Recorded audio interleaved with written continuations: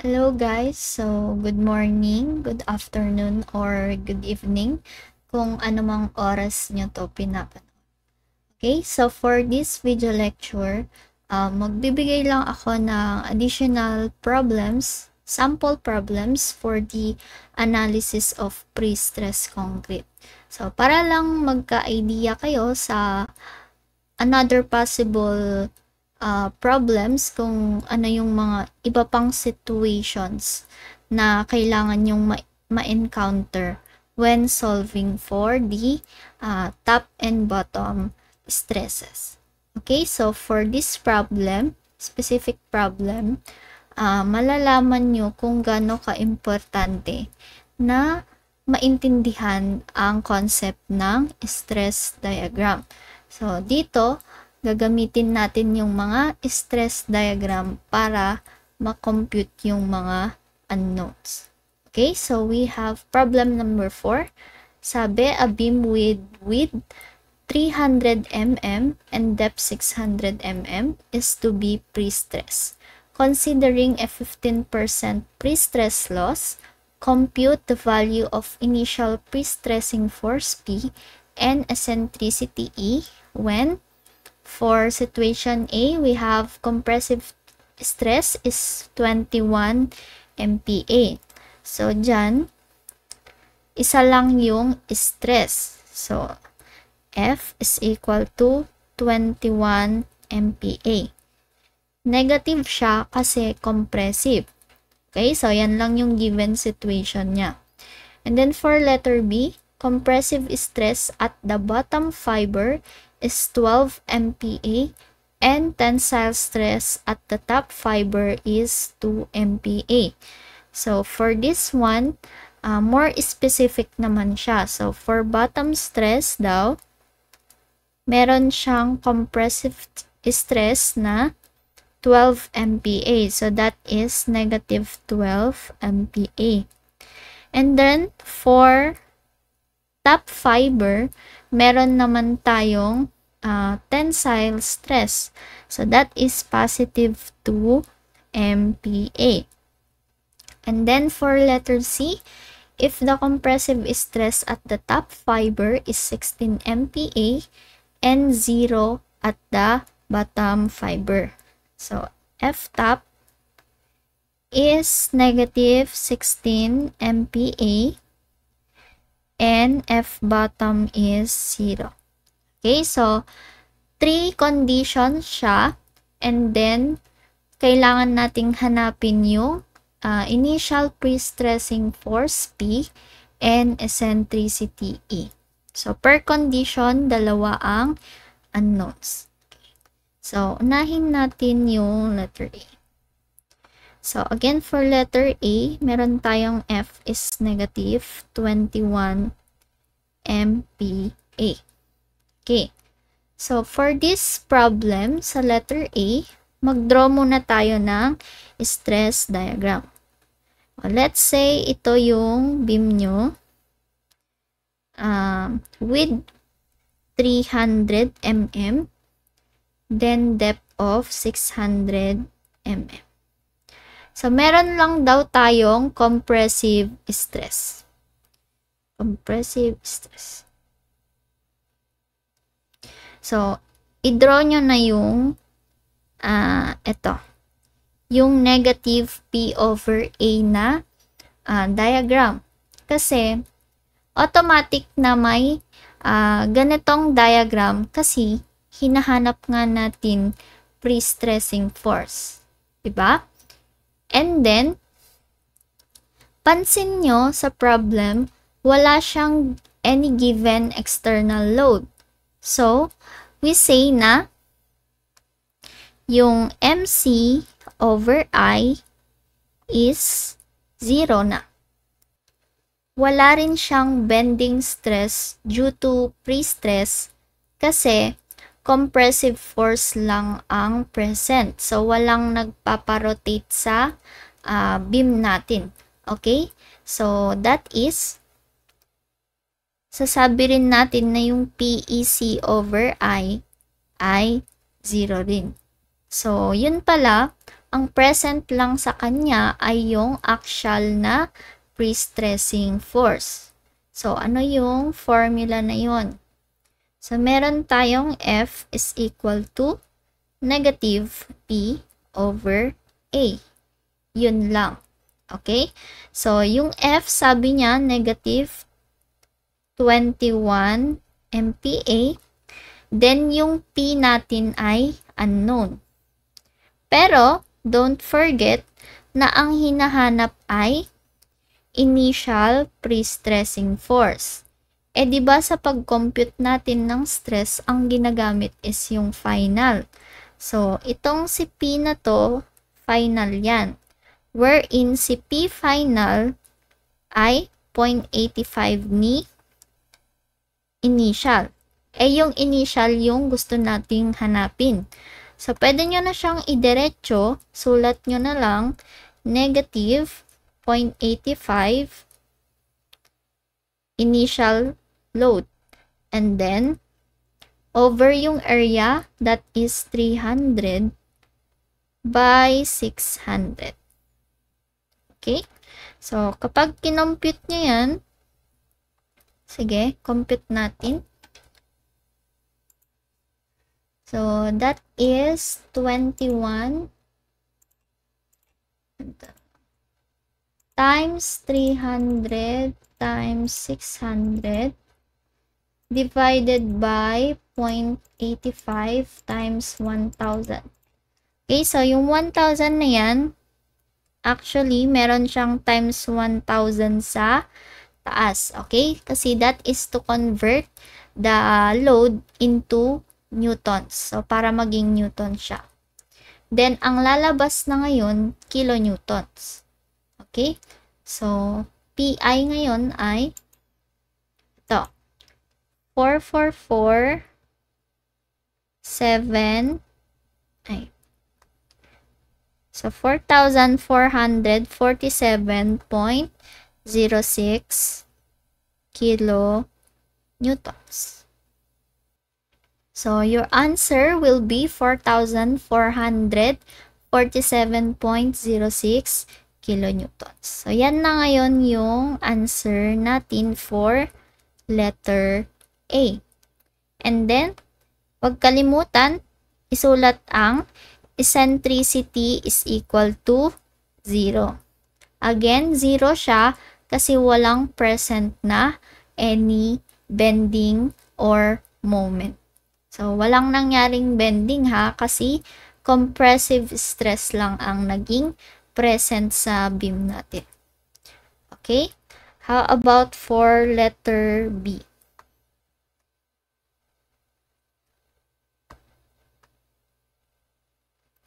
So, sabi sa letter B, we have sa bottom, negative 12 MPa. Then, sa top, meron tayong positive 2 MPa.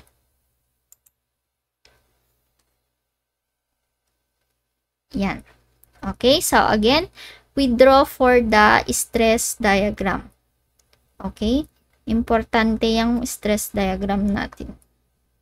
Okay, so we draw for the stress diagram. So, first, meron tayong actual load. So, always compression yan. So, si negative P over A.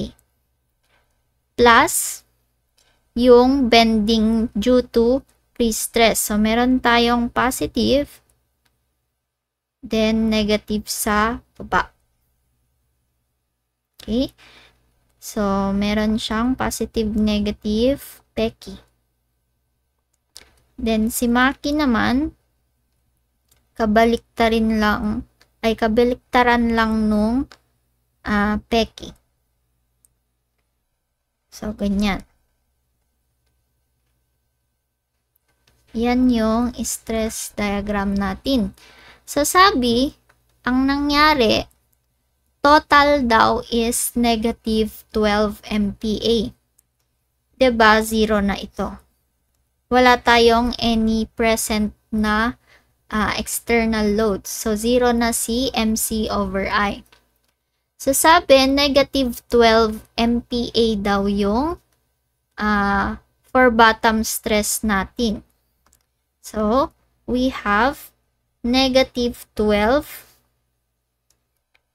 equal to negative P over A.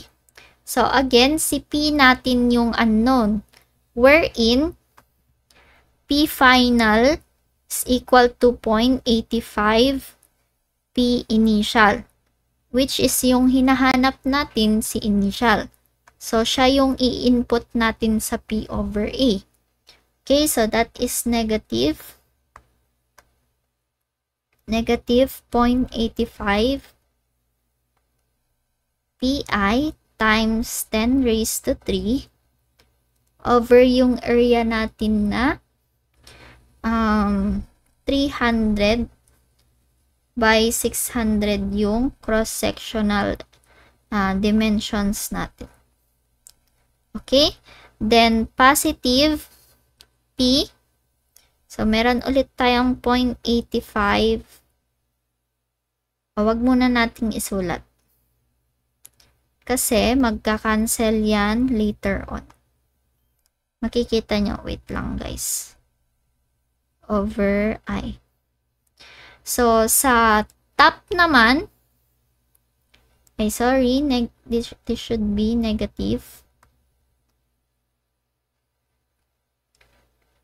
Negative dapat si PEC over I. Kasi bottom. So, for top naman, meron siyang positive. So, 2. So, same. P over A, negative 0.85 P sub I times 10 raised to 3 over 300 times 600. Okay? So, ngayon, meron tayong 2 equations, 2 unknowns. Kasi, di ba, unknown si Pi, yung initial, and then si E. Wherein, magkaiba yung sign nitong dalawa. Ito. Magkaiba. Kapag may 2 equations, 2 unknowns tayo, pwede nating pag-combinein yung equation. Okay? So, let's say, ipag-a-add natin yung whole equation. Meron tayong plus dito. Sige, ibang color na lang para ma-distinguish nyo later on. So, kapag i-add natin yan, magka-cancel si PEC over I na dalawa.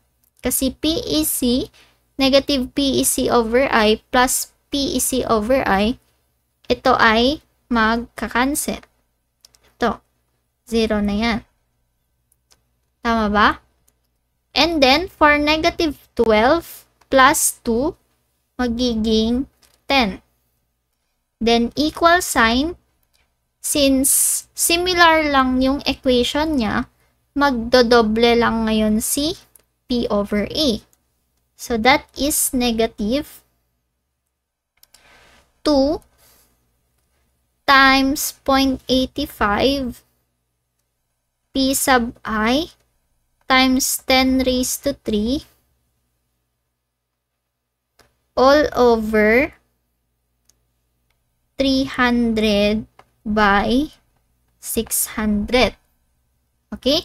So, ngayon, isa na lang yung unknown natin, which is yung kailangan na P over I.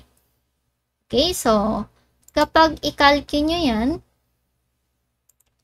so, meron tayo ditong 10 times 300 times 600 over 2 times 0.85 times 1K.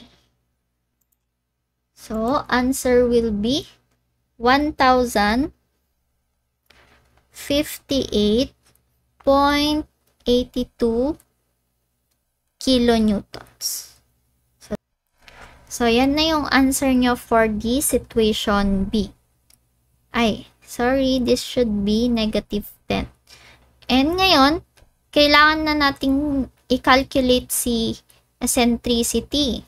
So, paano yon?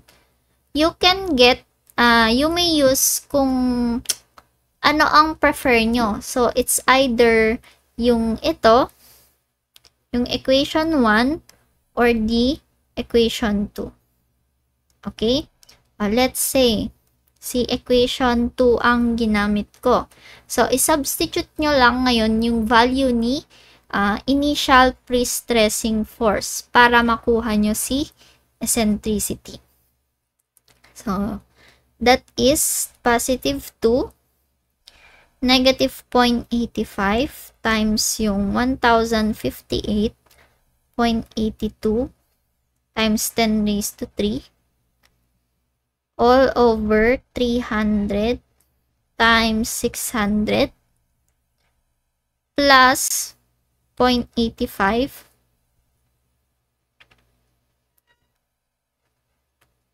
1058.82 times 10 raised to 3 times yung unknown na eccentricity.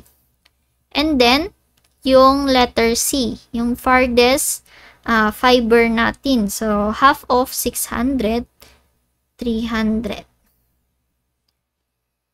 All over I. So, ang I, that is 300 times 600 cube all over 12. Okay, so, kapag i-calculate nyo yan, makukuha nyo na yung eccentricity natin. Okay, so, i-calculate natin. Ay, nakatakip pala. Sorry. Ito yung nangyari. Okay?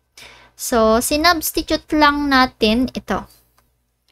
Yung 1058.82 dito sa equation number 2 natin. Okay? To solve for eccentricity. So, ayan. Kapag kinalculate natin,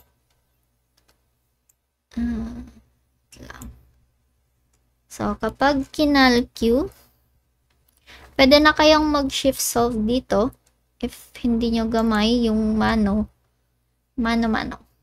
Okay, so this is 2. Transpose nyo ito sa kabila. So, magiging positive 0.85 times ito. Guys, while watching this lecture, sana naman ilabas nyo din yung calculator nyo para ma-practice nyo din yung pagsasolve. Okay? Kasi mas mareretain nyo if ginagawa nyo din siya. Okay? So,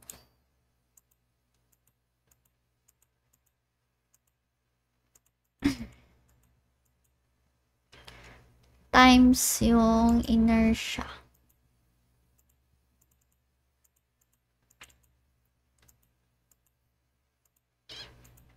Divided by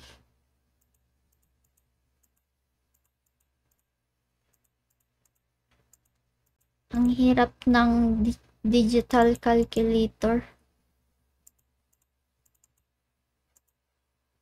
Okay. So, yan naman yung lumabas na answer. Paki-check sa inyong mga calculator din, okay? Kung tama din yung na-solve ko dito. And then, if mali man, pwede nyong i-share yung answer nyo, yung correct answer nyo sa Discord server natin. Okay? So, ang na-solve nating eccentricity is 140 mm. So, yan ngayon yung answer. Okay, yan yung answer natin for letter B. So, we move on to letter C.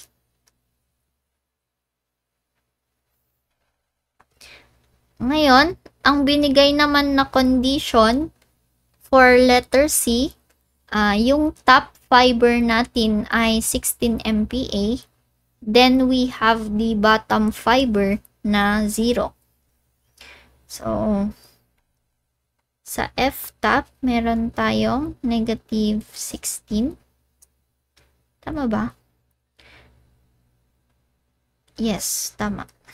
So, negative 16 MPa kasi compressive stress daw. Then, for bottom, we have 0. Same process pa rin ulit. Mag-draw muna tayo ng stress diagram. Okay? So, cross-section natin, 300 by 600. Then, automatic na meron tayong axial pre-stress. Okay? So, ito yung negative P over A.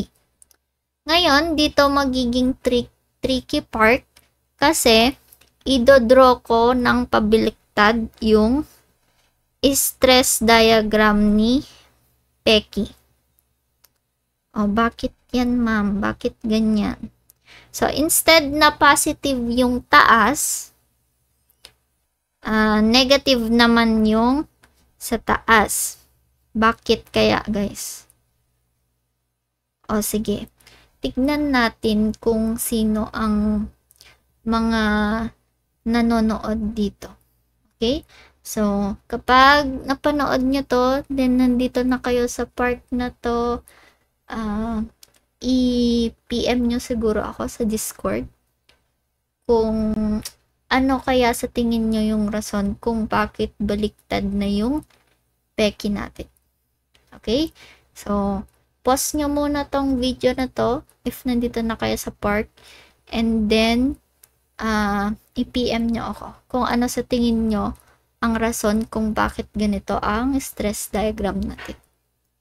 Okay? So, to answer that question, kasi ang given condition natin, negative. Okay? Compressive stress daw yung taas. And para safe yung lalabas na answer, i-negative natin yung pareho. Okay? Pero ma'am, bakit sa letter B kanina positive yung Becky? O dito kasi sa letter B, actually, okay lang na baliktad lang din to. Kasi, pareho lang na magka-cancel tong dalawang PEC over I. Okay? So, magka-cancel lang din yan pareho, matitira. Ito lang din. So, again, to answer, since compressive stress na yung pinapahanap, i-assume nyo na both na compressive yung sa taas. Lalo na yung problem natin, hindi sinabi kung anong beam ito. So, possible na cantilever siya, possible na prop beam, possible din na simple span siya. Okay, so walang sinabi. So, maraming possibility kung paano yung magiging stress diagram nyo. Okay, so para safe na lang, i-both negative nyo yung taas. Kasi, ang dapat nalalabas is compression or compressive stress. Okay, so, and paano ba makaka-yield ng zero na stress? Di dapat opposite, di ba, ang stresses nyo sa baba para mag-subtract sila. So, tama lang na dapat negative si P over A tapos maging positive si PEC over I. Okay, so sana na-gets nyo yung part na yon. Kung hindi klaro sa inyo, pwede pa rin kayong mag-ask sa akin. Meron tayong queries channel sa Discord. Okay? So, pwede kayong magtanong doon for our Flex Friday. So, magsasolve na tayo. Ngayon, sabi, ang magiging total kasi niyan, ganito siya magiging, ganyan yung stress diagram. So, positive 16 and then 0 yung kalalabasan ng bottom fiber. Okay? So, isolve natin. So, sa top, meron tayong negative 16. Negative P over A na 0.85. P initial over 300 times 600. Okay? Area yan, ha? Minus PEC over I. So, this is 0.85 P sub I. Ay, nakalimutan ko pala yung times 10 raised to 3. So, times 10 raised to 3. Eccentricity natin is unknown. So, unknown siya. Then, C is 300 over I. Yung I natin, so, let's say I muna. Okay? And then, sa bottom fiber naman, we have 0 is equal to negative 0.85.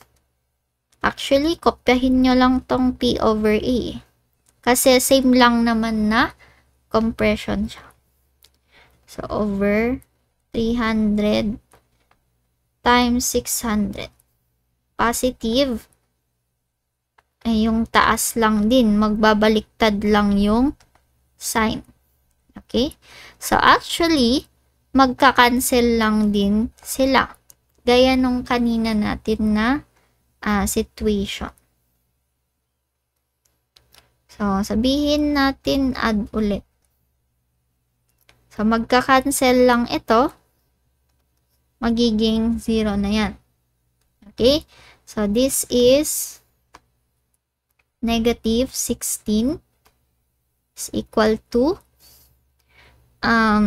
negative 2 times 0.85 Pi times 10 raised to 3 divided by 300 times 600.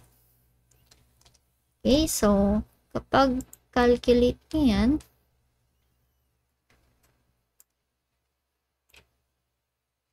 so si Pi, ang nalabas na Pi, so negative 16 times 300 times 600 divided by 2 times 0.85 times 1,000.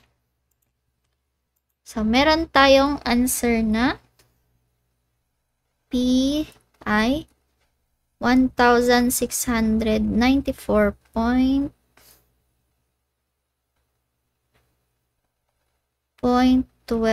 kN. So, that is your answer for letter C. So, how about yung ito? How about yung eccentricity niya? Ito nga, idagdag nyo nga ito sa mga nanonood dyan. Idagdag nyo kung anong answer dito sa letter E. Sige. Ito yung output nyo sa akin tomorrow for our PCD. Okay? Paki-compute nga kung ano ang value ng eccentricity natin. Okay? Again, paki-compute ang value ng eccentricity. And then, EPM sa akin through Discord. EPM sa akin through Discord. Okay, so we move on to the next problem. So, sa problem number 5, sabi, 6 meter long cantilever beam, 250 mm by 600 mm carries a uniformly distributed load of 5 kN per meter. So, including beam weight na. Throughout the length, and concentrated live load of 18 kilonewtons at the end. So to prevent excessive deflection of the beam, it is pre-tensioned with 12 mm diameter strands, causing final pre-stress force of 540 kilonewtons. So for letter A, determine the resulting stress at the bottom fiber at the free end if center of gravity of strands coincide the centroid of the beam. So, may given agad na hint. So, yung centroid daw nung strands nag-coincide sa centroid ng beam. So, ano lang yung sinasabi niyan? Eccentricity is equal to 0. So, applicable yan for letter A lang. Okay?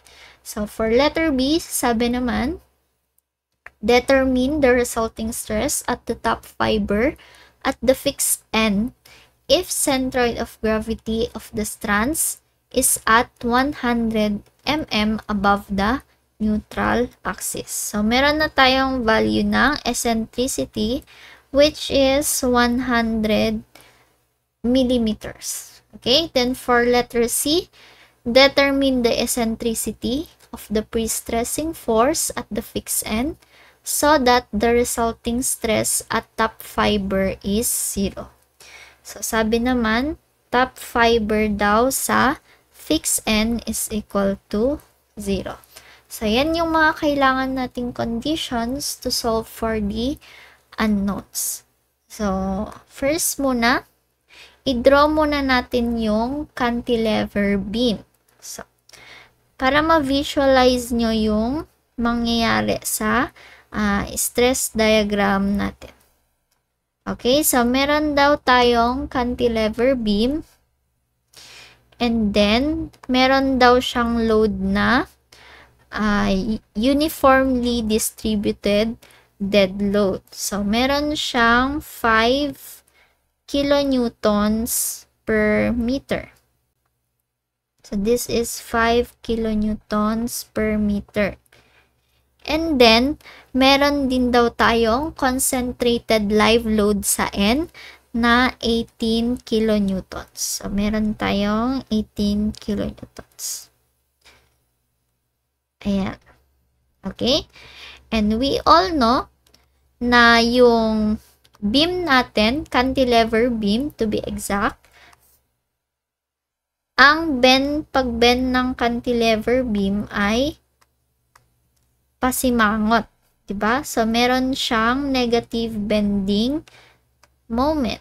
So ganito yung itsura ng beam natin.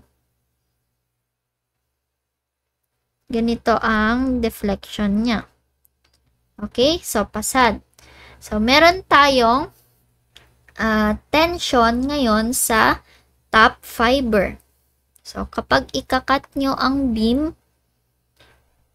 yan,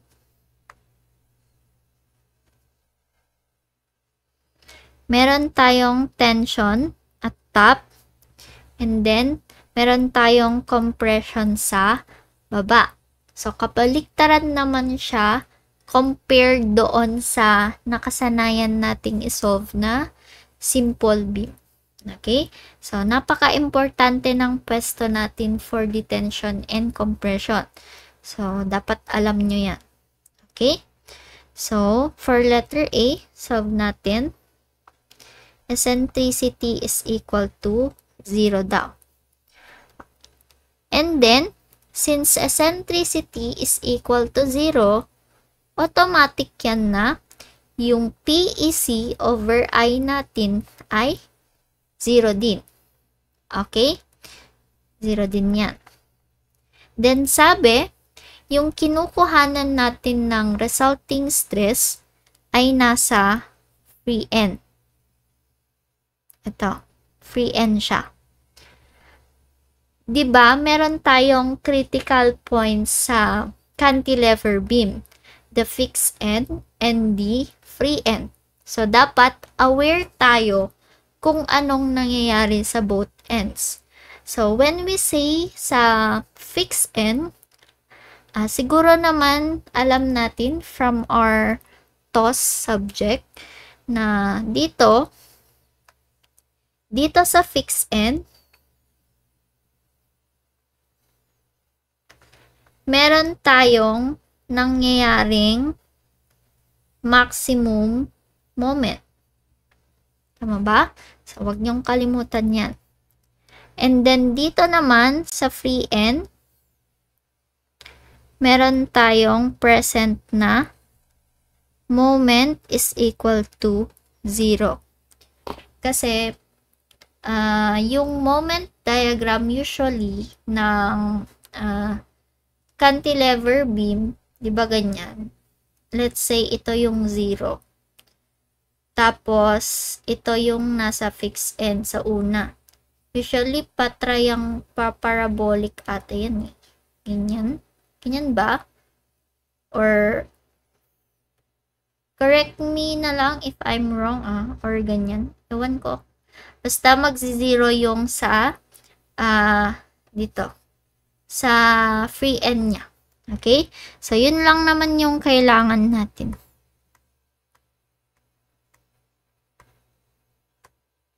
Okay. So, since moment is equal to 0, so, 0 din si MC over I. 0 din siya. So, ang present na naman is yung negative P over A lang. Okay? So, to guide you, i-draw muna natin si stress diagram. So, ito si negative P over A. Then, sa bending, baliktad naman siya. Okay? Teka, ayusin natin. So, sa bending, ganyan naman. Compression sa taas, tension naman sa baba. Kasi yung due to loads, tension sa taas, compression naman sa baba. Okay, so for letter A, we have the bottom fiber daw. So, FB, negative P over A lang yung present. And ano yung value ng P natin? Sabi niya, meron tayong 540 kilonewtons. Okay? Na-indicate kasi dito na, asan na yun? Ito. Final pre-stress force na siya. So, wala tayong imumultiply na percentage ng na-retain or wala tayong ibabawas na any percentage of losses. So, yan na, fix na siyang 540. And then, yung area, we have 250 by 600. So, 250 by 600. So, calculate nyo yan. Again, mag-calculator din kayo So, negative 540 times 1,000 over 250 by 600. So, makukuha yung sagot is negative 3.6 MPa. So, this is compression. Ito yung answer nyo for letter A. So, next one. Sa letter B naman, meron tayong eccentricity na 100 mm. And then, since meron na tayong eccentricity, so meron na ding value si PEC over I. And then, sabi niya, sa question, sa fixed end naman yung hinahanapan natin ng stress. So, meron na tayo ngayong present na moment. So, sana naalala nyo pa, ang maximum moment kapag cantilever beam, we have WL squared over ano? Ano sa tingin nyo? Over 2. Okay? And then, kapag concentrated load naman, we have P times the length. Okay? So, isolve muna natin yung maximum moment. So, M max, ano yung 5 kN and then 18 kN. So, meron tayong 15 times, anong length niya? 6 meters. So, times 6 squared divided by 2 plus 18 times 6. So, ang M max ngayon, so, isolve natin. 15 times 6 squared divided by 2 plus 18 times 6. So, makukuha nyo 378 kilonewton meter. So, yan yung gagamitin natin for the MC over I. Ay, wait guys. Mali ata yung nakopya ko. And this should be 5, sorry. So, this should be 5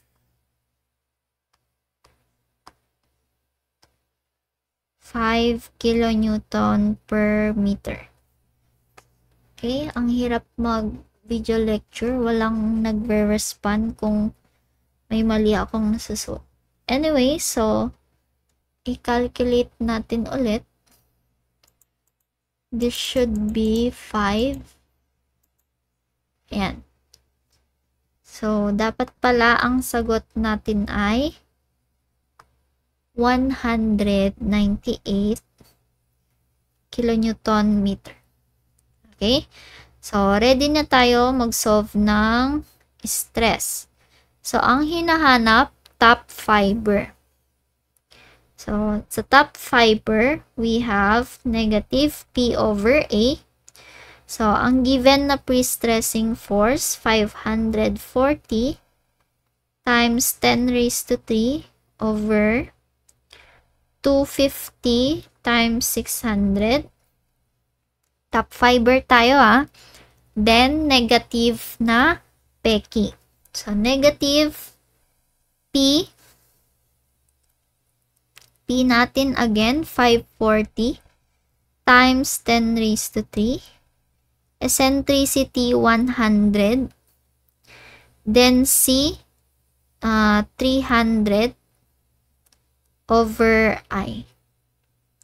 So, ang I natin ay 250 times 600 cube divided by 12 plus yung 198 times 10 raised to 6, C na 300, and then yung I na 250. Ay, sorry. Nakakalimutan kong tanggalin yung calculator. Cube over 12. Okay, so, kapag sinolve natin yan, saan yung calculator? Kapag isolve natin, so, negative 540, 250 times 600 minus 540. Guys, mag-compute din kayo dyan Dapat pati kayo naghihirap din. Ganon. 600 cube over 12. Ay! Plus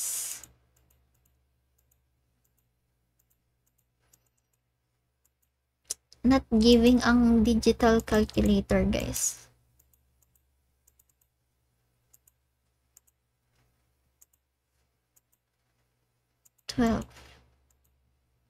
So, ang answer ay 6. So, positive 6. So, this is tension. So, yan ngayon yung answer natin for letter B. Then, we move on to letter C. So, letter C naman, hinahanap natin ang eccentricity. So, unknown naman si eccentricity. And then, ang given natin, top fiber stress, 0 daw. Pero, same pa rin na nasa fixed n yung hinahanap. So, kopyahin nyo lang itong equation nyo sa kanina. So, palitan lang si f sub t ng 0. So, negative 540 times 10 raised to 3. Kopyahin ko na lang to, guys, ha? Wait. So, kopyahin ko na lang to.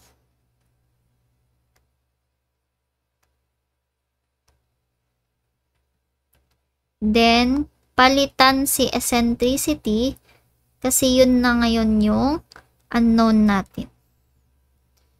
So, this is unknown. E. Ganyan. Okay? So, dito sa part na to, dito na ako mag-shift solve. Kasi, papalitan ko lang yung 100. Instead na type pa ako ulit. Ay, 100 pala. So, this is unknown. Alpha x equal to 0. Diba? Saan ba yung equal sign?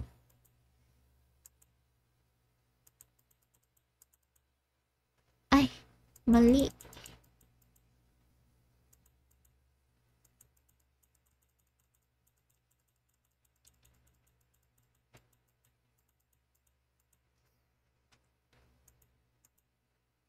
Ayan. So, i-shift solve natin. Ito. Then, magbigay lang kayo ng initial value. So, 266.67. So, we have 267.67 or say 268 mm. So, yan na yung answer natin for letter C. Okay, so paki-check nga na lang din ulit sa calculator nyo kasi mamaya may mali pala akong na-input o di mali din later on yung answer nyo. Okay? So, I hope may natutunan na naman kayo for this day. Kung ano mang day nyo ito napanood. Okay, guys? So, see you again sa next week. Wag niyong kalimutan, next meeting, we have sit work. And then, Friday, depth quiz. So, hindi na namin kailangan yung i-resched kasi matatamaan na naman, may matatamaang week na foundation week. So, hindi na namin yung mareresked na lang yung oras niya kung natamaan man namin yung time ni Sir JP. Okay? So, bye guys. See you next week.